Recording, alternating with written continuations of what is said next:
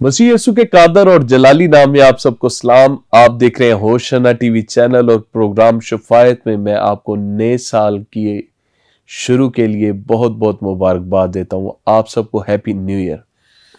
तो नाजरीन, आज का प्रोग्राम खास तौर पे इसीलिए डिजाइन किया गया है ताकि हम जो नया साल मना रहे हैं और नए साल में दाखिल हो चुके हैं और गुजरे साल को हमने अलविदा भी कह लिया है, तो आज हम अपनी जिंदगी और अपनी हदायत और रहनुमाई के लिए कलाम मुकद्दस में से क्या सीख सकते हैं उसकी तरफ मुतवज्जो होंगे। और आज का ब्रॉडकास्ट नाजरीन बहुत ही अहम होने वाला है इस लिहाज से भी कि हमने प्रोग्राम शफायत में डिमोनोलॉजी के ऊपर भी बात की, इंटरसेशन के ऊपर भी बात की, फास्टिंग के ऊपर बात की। आज हम साइकोलॉजी के ऊपर बात करेंगे, क्योंकि कभी कभार ऐसा होता है कि कुछ ऐसे केसेस हमारे पास आते हैं जिनको डिमोनिकल इश्यूज नहीं होते बल्कि उनको साइकोलॉजिकल इशू होते हैं। तो आमतौर पे उनको भी इसी तरह से ट्रीट किया जा रहा होता है और कुछ लोगों को दुआ की नहीं बल्कि दुआई की जरूरत होती है। तो आज नए साल के मौका पर मैं उन चीजों को भी कोशिश करूंगा कि बाइबल मुकद्दस में से आपके सामने शेयर कर सकूं। तो मेरे साथ रहिए। हम खुदावंद के कलाम में से देखेंगे रोमियो के खत को। रोमियो का खत उसका 12वां बाब और उसकी दूसरी आयत में आपके सामने पढ़ूंगा। कलाम खुदा में कुछ ये मरकूम है, और इस जहान के हम शक्ल ना बनो बल्कि अकल नहीं हो जाने से अपनी सूरत बदलते जाओ, ताकि खुदा की नेक और पसंदीदा और कामिल मर्जी तजर्बा से मालूम करते रहो। खुदावंद के कलाम का पढ़ा और सुना जाना हम सब के लिए बाइस से बरकत हो। आमीन। हम दुआ करेंगे। खुदा क़ुद्दूस आसमानी बाप, हम तेरे हुजूर आते हैं, तेरी तारीफ, तमजीद और शुक्रगुजारी करते हैं कि बाप तूने मुमकिन किया कि हम इकट्ठे हों और इकट्ठे हो के खुदा बाप इस ब्रॉडकास्ट के जरिया से ग्लोबल विलेज में तेरी आवाज को पहुंचा सकें। सो खुदा बाप, आज होशना टीवी चैनल के प्रोग्राम शफायत के वसीला से दुनिया के जिन जिन ममालिक में ये आवाज जा रही है उन लोगों की जिंदगी में तेरे कलाम की बरकत उतरे। जितनी देर मैं बोलूं, जितनी देर तक तेरे लोग सुने, हमारा मिल बैठना और खुदा के कलाम को सीखना हमारे लिए बाइस से बरकत रहे। ये सब कुछ मांगते यीशु मसीह के नाम से, आमीन आमीन। तो नाजरीन, इस प्रोग्राम में मैं आपको यहां पर पालूस की तहरीरी बयान से एक अलग डायमेंशन में लेके जाना चाहूंगा। यहां पर पालूस ने अकल का जिक्र किया है। लिखा है, और इस जहान के हम शक्ल ना बनो बल्कि अकल नहीं हो जाने से अपनी सूरत बदलते जाओ। अकल नहीं हो जाने से यानी कि इंसान की अकल नहीं हो सकती है। अब यहां पर जिस ट्रांसफॉर्मेशन का जिक्र है, जिस तब्दीली का जिक्र है, वो बेसिकली ऊपर लिखा है, इस जहान के हम शक्ल ना बनो बल्कि अकल नहीं हो जाने से अपनी सूरत बदलते जाओ। ये हमारी जाहिरा सूरत की बात नहीं हो रही, चेहरे की बात नहीं हो रही, बॉडी की बात नहीं हो रही, बल्कि हमारी मेंटालिटी की बात हो रही है यहाँ पे कि हमारी मेंटालिटी से भी लोगों को हमारी एक शक्ल नजर आती है, और जो शक्ल मेंटालिटी से नजर आती है उसको साइकोलॉजिकली पर्सनैलिटी कहा जाता है, जिसे उर्दू जुबानदानी में हम शख्सियत कहते हैं। तो पालूस यहां पर कहता है कि तुम्हारे पास जो कलाम की इंफॉर्मेशन पहुंची है उसने तुम्हारी अकल को नया किया है। पुरानी और नई इंफॉर्मेशन में फर्क है। अब तुमने पुराने जैसा नहीं रहना बल्कि तुमने नई इंफॉर्मेशन के मुताबिक नए जैसा बनना। इस नए साल के मौका पर मैं आपको बताना चाहता हूं कि वो बताना चाहता था कि जो हमारी अकल की नई हालत है, यानी कि हमारी अकल की नई हालत या नई शक्ल जिसे हम पर्सनैलिटी या शख्सियत कहते हैं, उसका तब्दील होना क्यों जरूरी है। और जब मैं इस आयत को पढ़ता हूं तो लिखा है, और इस जहान के हम शक्ल ना बनो बल्कि अकल नहीं हो जाने से अपनी सूरत बदलते जाओ, ताकि खुदा की नेक और पसंदीदा और कामिल मर्जी तजर्बे से मालूम करते रहो। यहां पर खुदा की मर्जी को मालूम करने का जो सोर्स है वो इस अकल की नई रूहानी हालत के मुताबिक तजर्बा करना है। एक्सपीरियंस करना है। यानी कि वो कहना चाहता है कि जो इंफॉर्मेशन तुम्हारे तक पहुंची है कलामे खुदा की मर्जी की, जिसने तुम्हारी पुरानी सोच को नई सोच में कन्वर्ट किया है, उसके मुताबिक तुम एक्सपीरियंस करो, प्रैक्टिस करो। और जब तुम प्रैक्टिस करोगे तो तुम्हारी पुरानी शक्ल से तुम्हारी नई शक्ल बदल जाएगी। तो यहां पर जो आज का हमारा टॉपिक है वो तब्दील शुदा शख्सियत है, क्योंकि शख्सियत जो होती है वो अकल की शक्ल होती है। हमारी जो सोच की शक्ल है वो हमारी शख्सियत है। शख्सियत में तकरीबन 6 चीजें मिल मिला के एक शख्सियत बनती है। जब हम किसी की शख्सियत देखते हैं तो उसका रवैया जो है वो उसकी सोच और उसकी शख्सियत की अक्कासी करता है। नंबर 1 रवैया शामिल होता है इसमें, नंबर 2 आदत शामिल होती है, नंबर 3 किरदार शामिल होता है, नंबर 4 तजुर्बा शामिल होता है, नंबर 5 सोच शामिल होती है, और नंबर 6 इंसान का काम उसकी शख्सियत का हिस्सा बनता है। आप किस तरह की आदत के मालिक हैं, आप किस तरह के रवैये के मालिक हैं, आप किस तरह के किरदार के मालिक हैं, आप किस तरह के तजुर्बा रखना चाहते हैं, किस तरह की सोच के मालिक हैं और किस तरह का काम करते हैं, ये कुल मिला के 6 चीजें जब किसी भी इंसान की देखी जाती हैं तो इससे उसकी शख्सियत का तायुन किया जाता है या उसकी शख्सियत के बारे में अंदाजा लगाया जाता है कि यह शख्स कैसा है। साइकोलॉजी को जब एक मॉडर्न स्टाइल से दोबारा चेक किया जा रहा था तो एक पिछली सदी का एक बहुत ही नामवर नाम गुजरा है, उसका नाम है सिगमंड फ्राइड। सिगमंड फ्राइड ने मॉडर्न साइकोलॉजी में जिस थ्योरी की उम्र तकरीबन 106 साल या 106 साल से कम है, पर तकरीबन 1 सदी हो गई है इस थ्योरी को, जो मैं आज आपके सामने स्टडी करवाने लगा हूं कि पर्सनैलिटी के बारे में सिगमंड फ्राइड क्या कहता है। वो कहता है कि शख्सियत जो है उसमें बीमारियां भी आ जाती हैं, और वो कहता है 10 तरह की बीमारियां हैं जो 3 तरह के ग्रुपों में शामिल हैं। पहले ग्रुप में वो कहता है कि 3 बीमारियां हैं, तो दूसरे ग्रुप में वो कहता है 4 बीमारियां हैं, और तीसरे ग्रुप में वो कहता है फिर 3 बीमारियां हैं। तो पहले 3, दूसरे 4 और तीसरे 3, कुल मिला के 10 बन जाते हैं। पहले ग्रुप को वो नाम देता है जिसमें 3 बीमारियां हैं शख्सियत की खराबी की, जिसे पर्सनैलिटी डिसऑर्डर कहते हैं। उसमें उस पहले ग्रुप को वो नाम देता है ऑड। ऑड का मतलब होता है अनोखा। कहता है कि ये 3 बीमारियां जिस बंदे को होती हैं, या तीनों में से कोई एक बीमारी जिसको होती है, वो बंदा शख्सियती एतबार से बड़ा अनोखा लगता है, बड़ा अजीब लगता है। और दूसरा ग्रुप जिसे वो क्लस्टर बी के नाम से बयान करता है, दूसरा ग्रुप जो है उसके बारे में सिगमंड फ्राइड कहता है कि इसमें जो 4 बीमारियां पाई जा रही हैं, इसकी वजह से इंसान की पर्सनैलिटी ड्रामेटिक हो जाती है, जिसे हम अपनी पंजाबी जुबान में ड्रामेबाज भी कहते हैं। और जब वो क्लस्टर सी को यानी कि तीसरे ग्रुप को मेंशन करता है तो कहता है उसमें जो 3 बीमारियां पाई जाती हैं, वो 3 बीमारियां जो हैं वो बुनियादी तौर पे फियरफुल है, खौफनाक है। उसमें इंसान एक फियर में जिंदगी गुजार रहा होता है। तो सिगमंड फ्राइड कहता है कि 10 तरह की बीमारियां हैं जो शख्सियत के एतबार से होती हैं, जो अकल की बीमारियां होती हैं, जो सोच की बीमारियां होती हैं, जिन बीमारियों की वजह से एक शख्स जो है उसको कहा जाता है कि ये साइको है। और मैं आपको बड़ी जिम्मेदारी से ये बात बताना चाहता हूं कि इस थ्योरी के मुताबिक दुनिया का कोई भी ऐसा शख्स नहीं है जिसको इन 10 बीमारियों में से कोई 2 या 3 ना हो। दुनिया के हर शख्स को कोई ना कोई साइकोलॉजिकली इश्यूज हैं, नफ्सियाती प्रॉब्लम्स हैं। और यहां पर जिस चीज को आज मैं आपके सामने प्रोग्राम शफायत में बयान करना चाहता हूं वो ये है कि कभी कभार कुछ लोगों के साथ जो नफ्सियाती प्रॉब्लम चल रहे होते हैं उनको भी समझना इसलिए जरूरी है क्योंकि उनके इलाज के लिए जहां आप दुआएं करवा रहे हैं वहां पर आपको किसी कंसल्टर के पास भी जाना पड़ेगा, जिसे साइकोलॉजिस्ट कहा जाता है।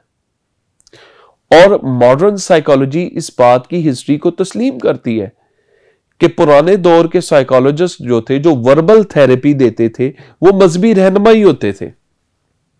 तो हम भी बेसिकली आपकी इमोशनल मैनेजमेंट करते हैं बतौर पास्टर होते हुए, बतौर मजहबी रहनुमा होते हुए। और अब इस थ्योरी को एक साइंस की शक्ल दे दी गई है। तो मेरे साथ रहिए ताकि मैं इन बीमारियों का जिक्र करूं और मैं बाइबल में से बताऊंगा कि ये बीमारियां किस किस शख्स को थी। क्लस्टर ए, जिसे ग्रुप 1 कहते हैं, जिसमें अनोखे लोग पाए जाते हैं, अजीब लोग पाए जाते हैं, उनमें पहली बीमारी जो है वो है पैरानॉइड। पैरानॉइड कहते हैं पागलपन को। ये लोग जो होते हैं शक्की होते हैं, और ये लोग जो होते हैं वो बेलगाम होते हैं। ऐसे इस बीमारी में मुब्तला शख्स जो होता है वो शक्की और बेलगाम होता है। और अगर आप कलाम मुकद्दस को पढ़ें तो आपको मिलेगा कि ये बीमारी जो थी, अगर साइकोलॉजिकली इसका एग्जामिन किया जाए तो ये बीमारी जो थी आदम के बड़े बेटे को थी, जिसका नाम कायन था।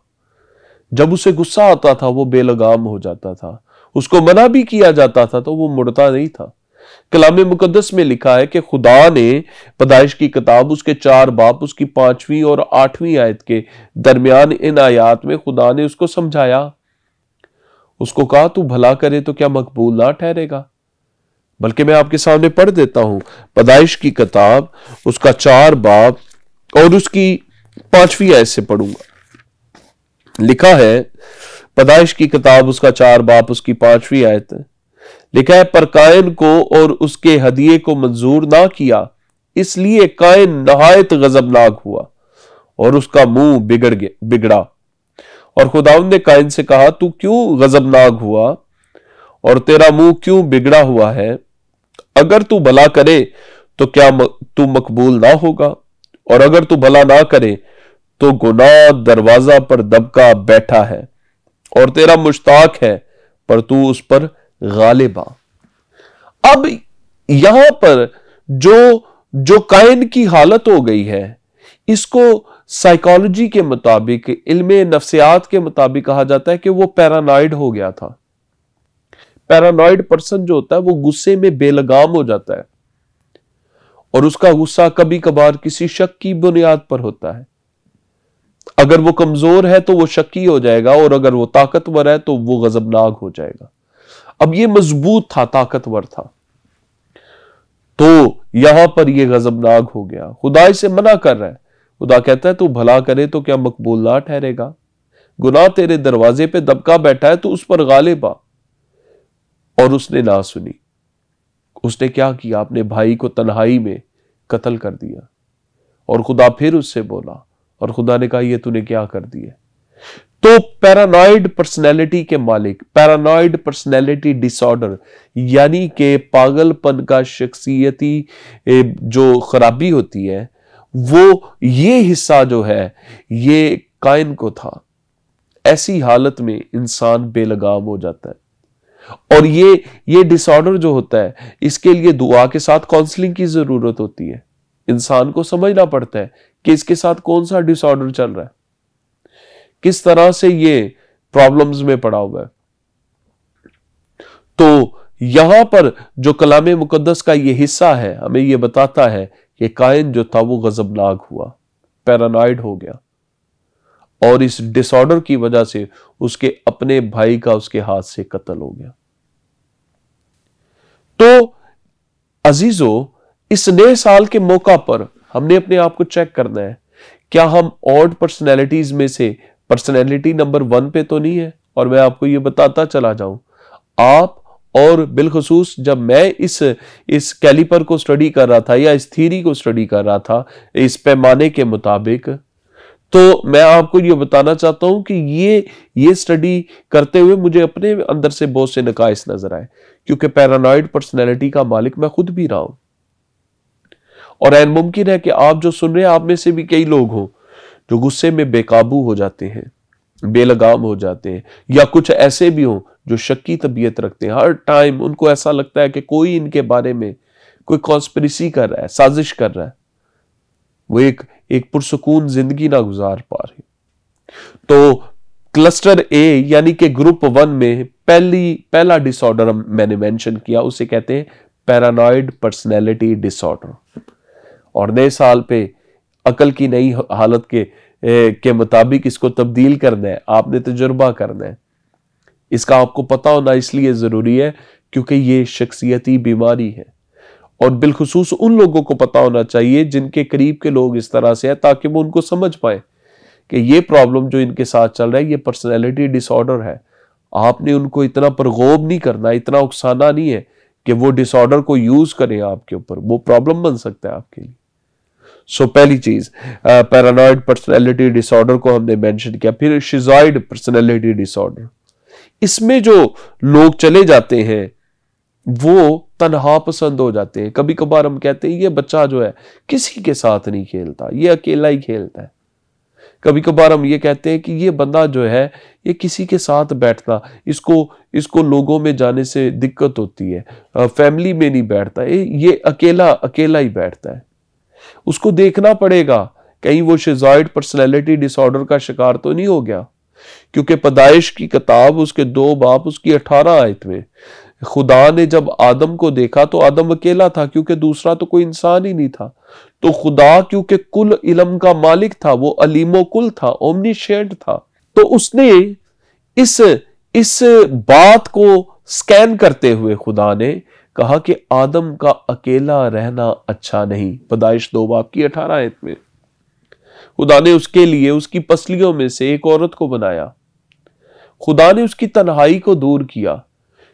उसके तन्हा रहने में सबसे बड़ी दिक्कत खुदा को क्या नजर आ रही थी? वो था पर्सनैलिटी डिसऑर्डर, जिसे शिज़ॉइड पर्सनैलिटी डिसऑर्डर कहते हैं, जिसमें इंसान तन्हा हो जाता है।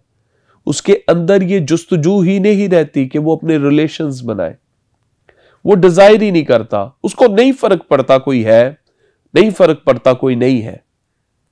उसके अंदर ये एहसास खत्म होना शुरू हो जाता है कि मैंने अपनी लाइफ में मुआशरती सतह पर ताल्लुकात की बुनियाद पर आगे बढ़ना है, और ये पर्सनैलिटी डिसऑर्डर है। पालूस कहता है कि अकल की रूहानी हालत के मुताबिक, नई रूहानी हालत के मुताबिक तुमने तब्दील होना है। तो क्या है? कलाम मुकद्दस ऐसा हमें नहीं कहता। कलाम मुकद्दस तो हमें फेलोशिप के लिए कहता है कि क्या ही खुशी की बात है कि भाई मिलकर रहे। और जब हम वॉइस की किताब उसका 4 बाब और उसकी 10 आयत पढ़ते हैं तो ऐसे शख्स पर अफसोस करता है वॉइस। सुलेमान कहता है कि ऐसे शख्स पर अफसोस है जो अकेला है, क्योंकि अगर वो अकेला ना हो तो 1 से 2 बेहतर है, और जो 2 बेहतर है वो इसलिए बेहतर है कि एक गिरेगा तो दूसरा वो संभाल लेगा। तो जो शिज़ॉइड पर्सनैलिटी डिसऑर्डर के शिकार होते हैं लोग, वो तन्हा पसंद होते हैं, उनको लोगों में रहना अच्छा नहीं लग रहा होता। मैं आपको बताता चला जाऊं, जो फोबिया होता है, सोशल फोबिया होता है, उसमें तो इंसान लोगों में जाना चाहता है पर वो उसको जाने से डर लगता है। पर शिज़ॉइड पर्सनैलिटी डिसऑर्डर में ये होता है कि वो लोगों में जाना भी नहीं चाहता और वो अकेला भी रहना चाहता है। तो इस डिसऑर्डर का शिकार बंदा, अगर उसकी शादी हो जाए या अगर कोई उसके आगे से बच्चे हो जाए, तो वो कैसा बंदा होगा? वो उसका और उसके बच्चों का और उसकी बीवी का एक कम्युनिकेशन गैप रहेगा, और इस कम्युनिकेशन गैप की वजह से बहुत से मामलात जो है डिस्कस ना होने की वजह से वो फिक्स नहीं हो पाते। तो शिज़ॉइड पर्सनैलिटी डिसऑर्डर जो है, हमने नए साल में चेक करना है हमारी जिंदगी में कहीं है तो नहीं है, तो इसको भी बदलने की जरूरत है, और आप इसके लिए दुआ भी करें। पर ज्यादा बेहतरीन है कि आप इसके लिए काउंसलिंग करें। अगर आपको कहीं ये नजर आ रहा है तो आप अपने डॉक्टर से कंसल्ट करें, जो आपके इलाके में साइकोलॉजिस्ट है, जो वर्बल थेरेपी देता है। पॉसिबिलिटी है अगर ये पीक लेवल पे चला गया तो कोई वो मेडिसिन भी सजेस्ट कर दे। मैंने ऐसे लोगों को अपनी तजर्बे में, खिदमत के तजर्बे में देखा जो शिज़ॉइड पर्सनैलिटी डिसऑर्डर के शिकार हो चुके हैं। वो अपनी फैमिली लाइफ को, जो शादीशुदा फैमिली लाइफ है, उसको डिस्ट्रॉय कर बैठते हैं। बीवी एक कमरे में, खुद एक कमरे में, पूरा पूरा दिन उसके साथ बात नहीं करनी। और वो बेचारी समझती है कि पता नहीं मुझ में कौन सा नक्स है जिसकी बुनियाद पर मुझे रिजेक्ट किया जा रहा है या इग्नोर किया जा रहा है। तो मैं ये बताना चाहता हूं कि ऐसे हालात में अगर बीवी हो या शोहर हो या बेटा हो या बेटी हो या कोई दोस्त हो या माँ बाप हो, अगर वो इस डिसऑर्डर में से गुजर रहे हैं, तो मैं आप लोगों को ये इंफॉर्मेशन शेयर करना चाहता हूं कि वो लोग एक ज़हनी बीमारी का शिकार हो चुके हैं जिसका इलाज मुमकिन है, पर एकदम से ये ठीक नहीं होती। ये डिसऑर्डर है, ये शख्सियत में आई बेतरतीबी है, और इसको तरतीब में लाने के लिए जरूरत इस बात की होती है कि वो शख्स जो इसको तरतीब में लाने के लिए मददगार साबित हो सकते हैं, उनसे कंसल्ट किया जाए। तो आज बहुत से लोग लैक ऑफ विजडम होने की वजह से या लैक ऑफ नॉलेज होने की वजह से अपनी लाइफ में प्रॉब्लम्स में चले जाते हैं। तो हमने पहला डिस्कस किया, जो क्लस्टर ए मेंशन मैं कर रहा हूं, उसमें मैंने पहले आपको बताया पैरानॉइड पर्सनैलिटी डिसऑर्डर, जिसमें इंसान पागलपन की हालत में होता है, जिसमें काइन चला गया था। और दूसरा मैंने बताया शिज़ॉइड पर्सनैलिटी डिसऑर्डर, जिसके बारे में खुदा देख रहा था कि आदम अकेला रह रहा है और अकेला रहना इसके लिए अच्छा नहीं, क्योंकि इसकी शख्सियत पर मुसलसल अकेले रहने से एक बुरा असर पड़ सकता है। ये तन्हाई में रहने की वजह से ज़हनी तौर पे बीमार हो सकता है। तो हम जब शिज़ॉइड पर्सनैलिटी डिसऑर्डर के मुतल्लिक बात कर चुके हैं, तो अब मैं आपको शिज़ोटाइपल पर्सनैलिटी डिसऑर्डर पे लेके जाऊंगा। यह भी ज़हनी बीमारी है और इसको मेडिकल साइंस में बीमारी तस्लीम कर लिया गया है। इसमें मुब्तला लोग बड़े अजीब होते हैं। तो पैरानॉइड वाले पागलपन का शिकार होते हैं क्योंकि वो गुस्सीले या शक्की होते हैं। शिज़ॉइड वाले तन्हाई का शिकार होते हैं क्योंकि वो तन्हा रहना पसंद करते हैं और उनका लैक ऑफ रिलेशनशिप चल रहा होता है, यानी कि वो रिश्तों में बहुत ही गुर्बत का शिकार हो जाते हैं।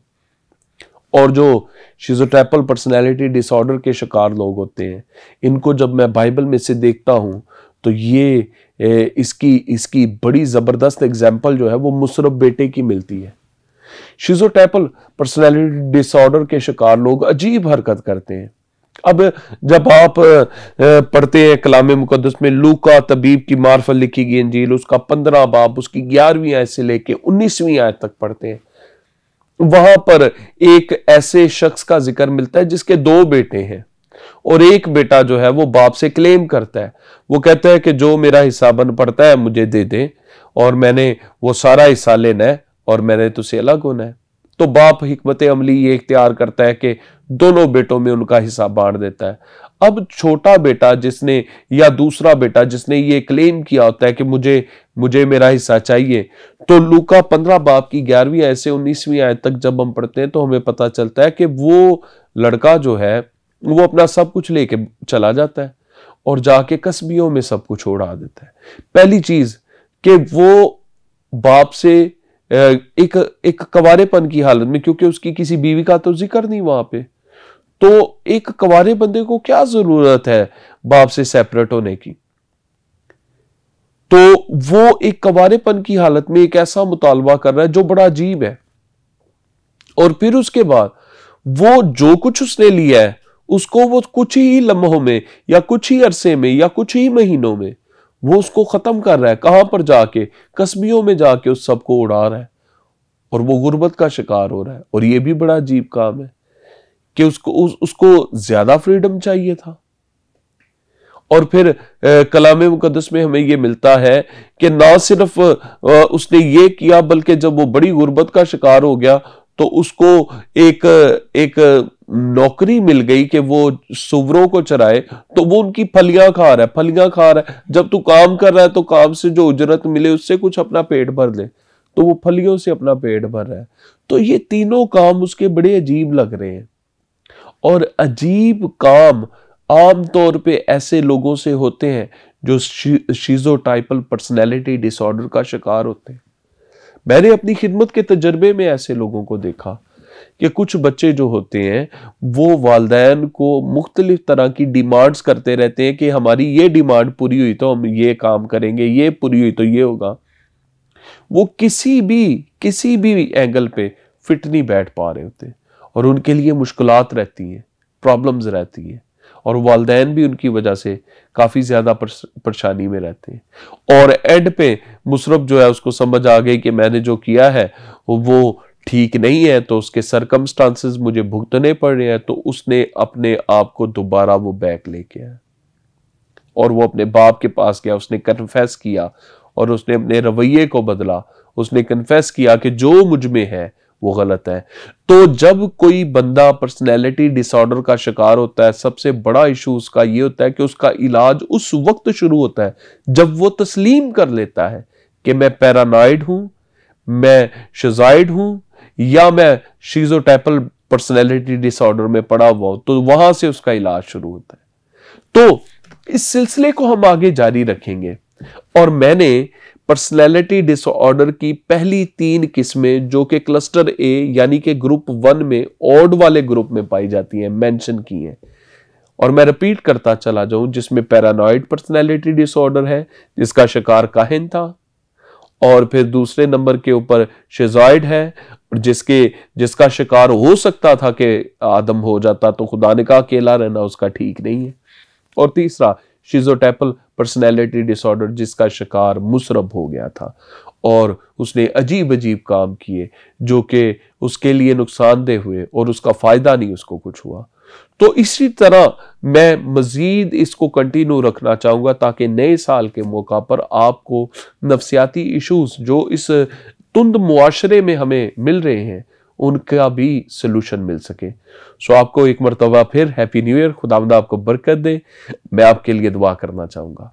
खुदाई कदूस आसमानी बाप, आज की सारी गुफ्तो चनीद जो आपके लोगों की इंफॉर्मेशन के लिए प्रोग्राम शफायत के वसीला से पहुंची, बख्श दे के इसके मुताबिक तेरे लोग बाप अपने आप को जांचें परखें और हम अपनी खामियों को देखते हुए अगर इन 3 इकसाम में से कोई एक खामी हमें है तो अपनी इस्लाह कर सकें और तेरी मर्जी के मुताबिक इस नए साल को मना सकें। ये सब कुछ मांगते यीशु मसीह के नाम से, आमीन।